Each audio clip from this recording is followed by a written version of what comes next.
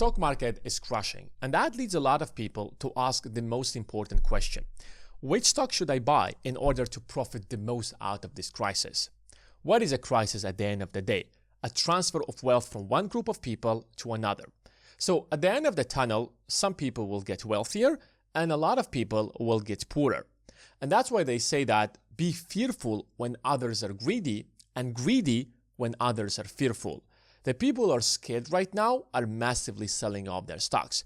And the people who will get rich out of this crisis are massively buying or waiting for the opportunity to buy massively stocks. So let me explain to you which stocks I believe are going to profit the most out of this trade war, because they will suffer the most and at the end of the tunnel, they will profit the most. It might not make sense at the beginning of this video, but by the end of the video, you will be able to connect the dots. So give this video a thumbs up and let's get right into it. The sector that has the best chance to profit out of this crisis is the tech sector. And technology companies right now are suffering the most. Just take an example of Apple. The stock is down by around 33%. Now, this is such a huge crash that it is much bigger than the crash of 2020. So if you're actually feeling that you missed the opportunity of 2020, right now, you are in front of an opportunity that is much bigger than the crash of 2020. And this is just the beginning because it's going to get a lot worse. And if you look at the entire NASDAQ, the place where most of the technology stocks are being traded in, it is down by around 20%. So name any technology company and it is down by 15%, 20%, 25%. And in some cases, it's down by around 3%. Companies that used to worth $3 trillion, $3.5 trillion, and everybody thought that they're about to hit a valuation of $4 trillion are now being sold at $2.5 trillion, $2.2 trillion. So what exactly is happening? To understand that, we have to go to the root cause of the problem. Prior to 1995, there was trade, but it was between two countries. So the United States would sign a trade agreement with Japan. Japan would sign a trade agreement with Vietnam, and so on and so forth. But if we wanted the entire world to trade with each other and trade to be much more globalized so that we have the exact same rules for everybody, countries came together and they have established World Trade Organization. And the entire point of it was that we want to reduce trade barriers between all countries. And trade barriers are tariffs or government subsidies. Prior to 1995, countries had a lot of tariffs between themselves. So if you wanted to sell something in the US, you had to pay a tariff. If you want to sell something in Japan, you had to pay a tariff. And tariffs are extra taxes. So if we can convince the rest of the world, like every single country in the world, to literally bring their tariffs down to 0%, suddenly prices across the globe are going to go down. That will encourage more business between the countries, and that will reduce prices globally, and that will lift a lot of people out of poverty. That was the mentality. Companies will make more money and consumers will be able to have much cheaper prices. And secondly, the more trade there is between the countries, the less conflict there is going to be. So if there is a lot of trade between me and you, I have less incentive to go to war with you. And that was the entire point. But barriers aren't just tariffs between the countries. They're also government subsidies. Usually, countries would subsidize a certain industry in order for that industry to win globally. But that is unfair practices, because if one country subsidizes their industry and another country does not subsidize their industry, over time, this company is going to win over this company. The second goal was that we need rules for everybody to follow. So if we have very clear rules that everybody agrees upon, then we have no problems. Because if somebody violates the rules, then there are going to be punishments and they have to change their behavior according to these rules.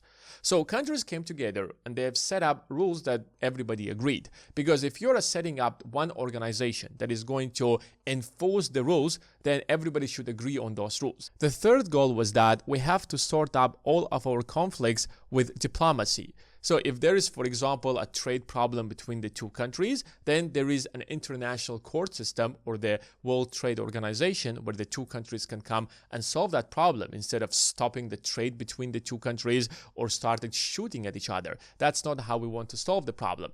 So the baseline or the foundation of the World Trade Organization was the prosperity of the world. And it actually lifted hundreds of millions of people out of poverty. A lot of countries today are extremely rich because of the World Trade Organization. But there was one fundamental problem. Back in 1995, the world was very divided between very rich countries and very poor countries. The United States in 1995 was the wealthiest country in the world. China was one of the poorest countries in the world. So is that fair to have a free market between a very rich country and a very poor country? Because this poor country doesn't have resources, they don't have enough intelligent and smart people and educated people, they don't have the capital to compete. So if we open up the market for both of these countries between themselves, suddenly all the US companies will move to China and will dominate the entire market. Now, you can take another example, compare United States, or let's compare the United Kingdom and Vietnam. So it's not free trade, it's not fair trade between the two countries, because wealthier countries have already an advantage, an upper hand over the poor countries. So it doesn't work, which is why it was difficult to convince all of these poor countries to come and join the World Trade Organization. Which is why we decided to tweak the rules slightly in order to incentivize those poor countries and gives them an incentive to join the World Trade Organization, because we want the entire world to trade with each other. And the United States was at the forefront of it. So we slightly changed the rules for the poor countries. First of all, we gave them more time to actually establish those rules. United States had to immediately follow the rules of the World Trade Organization and drop the tariffs as much as possible. But China could have much longer than that because China was extremely poor. And at the same time, we gave them access to our markets, which will speed up their process of getting rich. So if China suddenly had full access to the US market, while the United States does not have full access to the China market, and China over time grows, that will give them an incentive to join the World Trade Organization. And when they will get as rich as the United States, they will also have to drop their tariffs to zero as the United States. And it was a pretty successful project because tariffs were at all-time high back in 1995. But over time, tariffs started going down all across the globe. The US, European Union, Middle East, Asian countries. But there is one major problem. Nobody expected that a country such as China in 30 years is going to become as developed as the United States. It took the United States 200 years to achieve that, and it took China like 30 years to achieve that. South Korea became as rich as any European country, and that poses a major threat to the United States. Because if China is going to become as rich as the United States, China has 5 times the population of the United States, which means that if China is going to have a GDP per capita as much as the United States, even half of the United States, China will become the world's largest economy, and the United States will lose its position as the world's largest economy. That is a direct threat. China has like 1.5 billion people. United States has a little over 320 million people. Do you see the problem? And that is why if you look at the trend, those countries started getting significantly wealthier, while wealthier countries such as the United States, the European Union, suddenly had a very serious demographic problem where their population started going dramatically down. So if we look at the long-term trend, then it's a matter of time before those countries will overtake the entire Western societies and they will become the dominant forces in the world. And China is still a developing country. China's GDP per capita is still around $15,000, while the US GDP per capita is around $90,000. So China can still benefit from the rules for the poor countries. And that's what the United States does not like to. Apple, for example, is one of the most successful companies that has ever existed in history. And it became so successful not because of the US government. It did not become so successful because the government of the United States suddenly called Steve Jobs and told him, listen, Steve, do you want like maybe $5 billion to develop the iPhone? That was not the case. Even when Apple became successful, the government of the United States did not intervene and helped Apple to become even more successful. It was Steve Jobs who started Apple in his garage, and he started building teams. He started convincing investors to invest in his business. And right now, and the free market decided that this business is so great and it must become successful. So investors, not just from the US, but from all across the globe, started investing in Apple. And that's why Apple is such a successful company in the world. And that's the case with most of the companies in the United States. Now, let's compare that to Huawei, which is a Chinese competitor to the Apple. Why Huawei is such a successful company? That's because the Chinese government called Huawei and they'll told them, you know, guys, we like you. So here is $1 billion to develop your first smartphone. Here is $3 billion to spend on R&D. Here's $5 billion to do X, Y, and Z. And Huawei, for example, does not have to sell their products at a profit compared to Apple. So in a free market, when Huawei does not have actually the exact same access to the Chinese government as much as the Apple, for example, they will have to raise their prices to compete with Apple. And who will win in that competition? Most likely Apple, because right now you have Apple who is accountable to their investors and they have to sell their products at a profit because otherwise they won't be able to make money. Otherwise investors won't invest in their business. Otherwise investors will start selling their stocks. But Huawei does not have that problem. They can simply sell their products at a loss because at the end of the day, there is infinite amount of money that comes from the Chinese government. Now take that logic and apply it to any industry. Is that unfair? Well, if you actually think about it, no, that is absolutely right, because the major goals of the World Trade Organization was established, or the rules that were established by the United States, that those poorer countries such as China have the time actually to implement those and get rid of the subsidies when they will become as rich as those countries. So the question is that how could we solve this problem? The best choice would be to slowly start fixing this problem, like bit by bit. We sit down, we come up with a plan for 5 to 10 years, and over time businesses are going to adjust. But because we have Trump in the White House, he wants to literally make swift changes. Whether you like it or you don't like it, it is happening anyways. So the new rules that the White House wants to establish is that there are no more special treatment for poor countries. It doesn't matter whether you are Vietnam or the United States, the exact same rules are going to apply. Whether you are China or the United States, the exact same rules are going to apply. So if you want us as a rich country to drop the tariffs to 0%, then you have to drop your tariffs to 0%. If you want to have access to our market, then again, you should actually stop subsidizing every single company in your country. Of course, these are against the rules that the United States and the rest of the world established when creating the World Trade Organization. But if you actually watch very carefully and listen to the White House officials, you will clearly see it. That is the new rules that everybody is going to establish. If you want the world to trade with each other, we have to have equal rules for everybody.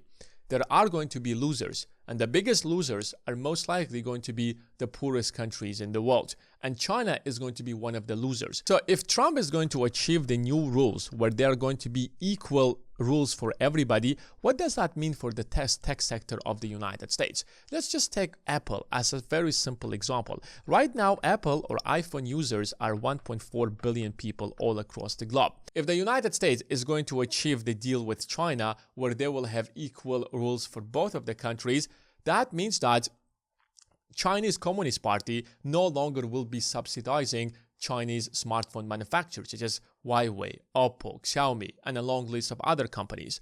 Right now, Apple has 15% of the Chinese market. But if the Chinese Communist Party will stop subsidizing them because of this new deal, suddenly Oppo and Huawei have to raise their prices in order to match Apple. Will they keep being able to dominate the market as much as they do right now? No, they won't. And suddenly consumers will actually think, should I buy an iPhone or should I buy a Huawei? Right now, the choice is very obvious. The Chinese smartphones are much cheaper, but they're being subsidized. We remove the subsidies, they raise their prices, and now they're at the same level of price point of Apple. And suddenly, Apple will actually have much more customers. So you're looking that Apple will have potentially an extra 500 million customers in China because they will have the entire Chinese market. Secondly, the United States wants to sign the exact same deal with India. India has a population of over 1 billion people. So you're looking into a few 100 million potential clients for Apple. And since Apple have been moving part of their manufacturing to India, they will certainly be able to avoid any kind of tariffs that will be imposed by the Indian government. And if the exact same deal will be actually signed with them, suddenly their sales are going to increase. So if you just take Apple, Apple is in a position where they will be able to have an extra billion users for their iPhones right now. That might happen over the next 5 to 10 years if such deals are going to be signed. And this is the exact type of deals that United States wants to sign with those countries. So, first of all, Apple is going to recover out of this crisis when the deals are going to be signed. Secondly, you're looking into doubling their revenue and doubling their profits over the next couple of years. And I just took Apple as one example. Let's take Google. Google right now is being banned in China. Maybe part of this deal is going to be that they will unban Google and Google suddenly will have access to the world's largest market or the second world's largest market. Thirdly, you have Amazon. Yes, Amazon exists partially in China, but again, there's unfair competition between Amazon and the Chinese counterparts. If they will have the exact same rules for both of the countries, suddenly Amazon will have an entire Chinese market to conquer. Yes, other sectors will also benefit to a certain extent from this trade deal, but at the end of the day, the tech sector will have the biggest advantage. Some of these companies will be able to double or maybe triple their profits in the next couple of years. So if you want to actually find out which stocks are going to benefit the most, pay a very close attention to the tech sector. And if you want to know how I invest, which stocks I'm following, which stocks I'm selling, and what investing strategy do I actually follow, then you can check the first link in the description. That's it for today, guys. Thanks for watching, and I will see you in the next one.